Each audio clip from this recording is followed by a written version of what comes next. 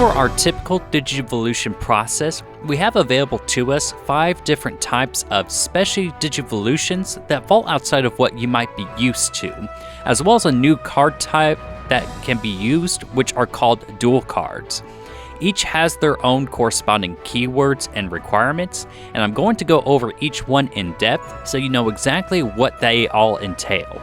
DNA Digivolving is the act of 2 Digimon that are on the battlefield and either fulfill the required Digimon names or color and level requirement to DNA Digivolve by combining the 2 card stacks in the following name order into the card in hand unsuspended for its cost.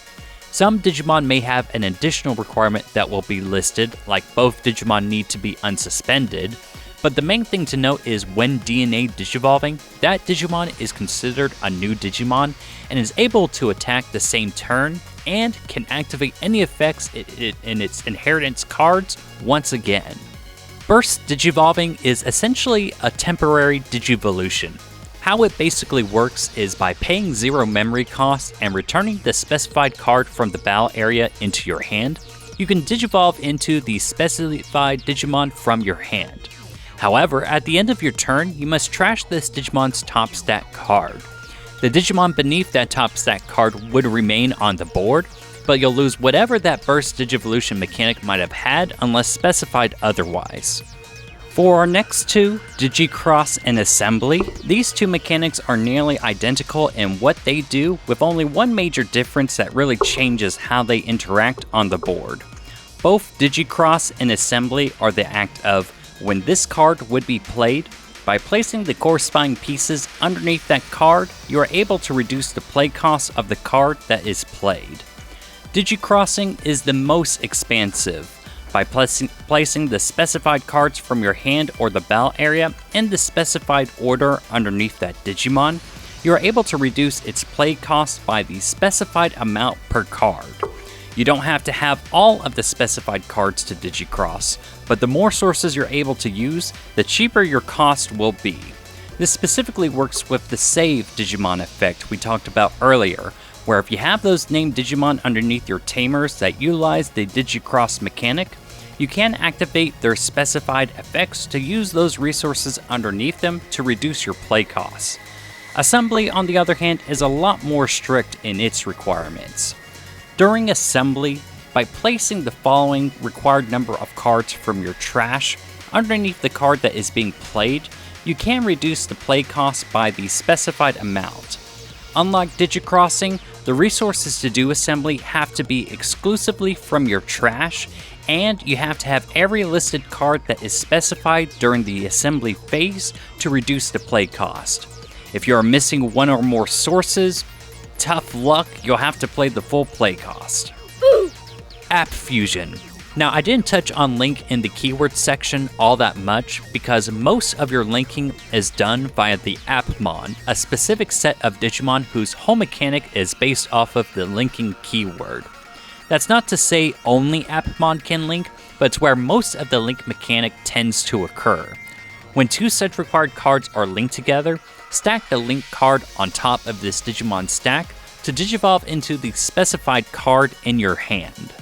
Blast Digivolving is exclusively used during the counter timing of the attack phase. As of this recording, all Digimon capable of Blast Digivolving also have the Ace Overflow mechanic, but this could change in the future. During counter timing, should you have a Digimon on the field that is normally able to Digivolve into the Ace card in your hand, you may Ace Blast Digivolve into the card in hand without paying the cost. And as you are Digivolving, you will be able to draw a card as well as activate that Digimon's when Digivolving effects, providing you an opportunity to try to disrupt your opponent. Aced Blast Digivolving also works for cards that could DNA Digivolve as well, providing you have the other card needed to DNA in hand and meets its DNA Digivolving requirements.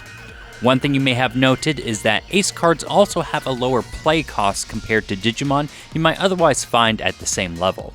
These cards can be played or Digivolved into normally as well, but you always want to be mindful of the Ace Overflow mechanic.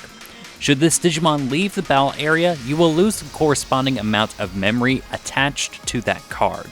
So should that card somehow get put into security, your trash, or back into your deck, expect to pay a heavy cost for using such an important piece. This doesn't include placing this Digimon underneath one of your Digivolution sources, your tamer, or the breeding area, so keep that in mind if you're using the ace cards. Duel cards are relatively new to the card game, and as of this recording, we only have a few examples to rely upon to get an idea on how these cards work. Duel cards are a combination of both Digimon cards and option cards. Unlike normal Digimon cards, duel cards do not have a play cost. These can only be digivolved into or played out like any other option card should you meet their requirements. However, they do include the new keyword Arts Digivolution. When a dual card's option effect is used, if you have a Digimon on the board meeting the requirements of Art Digivolution, that Digimon may digivolve into the dual card used without paying the cost, allowing you both to stack the effects of option card effects and when digivolving effects while further developing your body at a slightly bigger memory cost.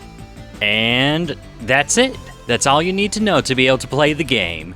There are a few resources I want to provide to help you get started with the game, but if you want to call it here, I won't hold it against you. Just be sure to like, subscribe, give me your life savings,